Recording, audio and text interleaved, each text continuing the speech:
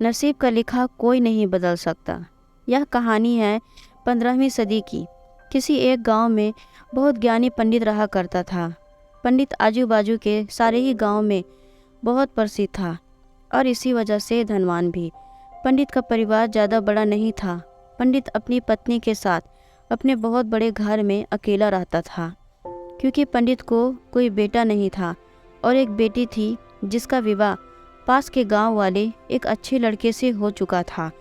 पंडित ने शादी से पहले अपने होने वाले दामाद की अच्छे से जांच पड़ताल की थी और अपनी बेटी का भविष्य भी ठीक से पढ़ा था। तब जाकर उसने बेटी की शादी की थी। लेकिन चंद सालों में ही पंडित का दामाद बुरी आदतों के चंगुल में फंस गया।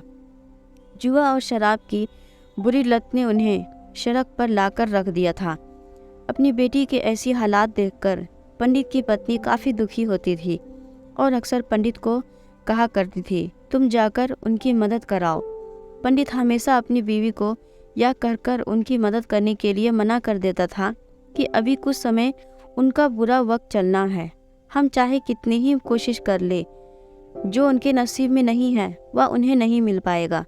पंडित की ऐसी बातों से उसकी पत्नी काफ़ी दुखी हो जाया करती थी और मन ही मन सोचती थी कि कैसा स्वार्थी पिता है, अपनी बेटी को इतने कष्टों में देखकर भी उसकी मदद करने के लिए मना करता है। आखिर भगवान ने जो इतना सारा धन दिया है उसका क्या करेंगे? हमें कोई औलाद भी तो नहीं है, ले देकर एक यही बेटी है और उसके लिए भी कुछ नहीं करेंगे तो किसके लिए करेंगे? पंडित ऐसा नहीं सोचता था। ऐसा नहीं है कि पंडित अपनी बेटी से प्यार नहीं करता था, लेकिन उसने अपनी बेटी की कुंडली इतने अच्छे से पढ़ी थी और वह यह पहले ही जानता था कि वह चाहे किसी भी लड़के से शादी करती, लेकिन उसके जीवन में यह समय आने वाला ही था और बिना इसे भुगते उसको छुटकारा नहीं मिलने वाला था। एक दिन खाने पीने के लिए भी मोहताज हो गए थे उसकी बेटी और दामाद। बेटी और दामाद पंडित के घर पर आए। पंडित ने और उसकी बीवी ने दोनों का खूब आदर सत्कार किया और खूब अच्छा खाना खिलाया। बेटी और दामाद की पंडित से सहायता मांगने की हिम्मत ना हुई, इसलिए वह बिना बोले ही वापस अपने घर को लौटने लगे।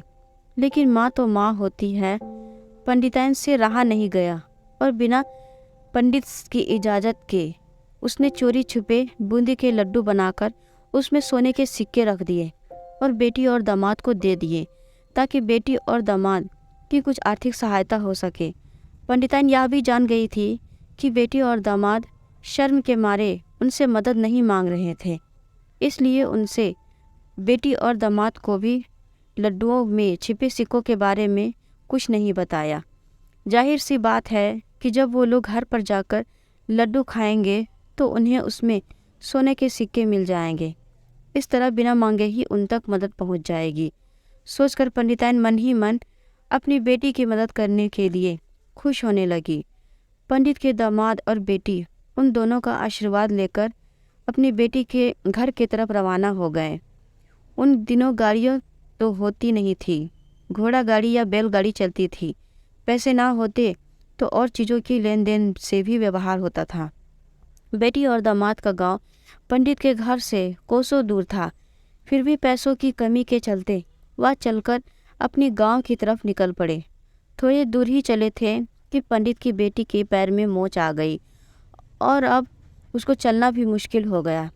पंडित के दामाद ने जब देखा कि उसकी बीवी अब बिल्कुल नहीं चल पा रही है, तो उसने एक टांगा अपने घर तक किराए पर ले लिया। दोनों पति पत्नी टांगे में बैठकर घर तक पहुंच गए, लेकिन टांगे वाले को देने के लिए उनके पास पैसे थे नहीं, इसलिए पंडिताइन ने जो बूंदी के लड्डू उन्हें दिए थे वही किराए के तौर पर उस टांगे वाले को दे दिए। टांगे वाला बूंदी के लड्डू को लेकर वहाँ से चला गया। टांगे वाला अपने घर की तरफ जा रहा था। तब उसने एक हलवाई की दुकान देखी।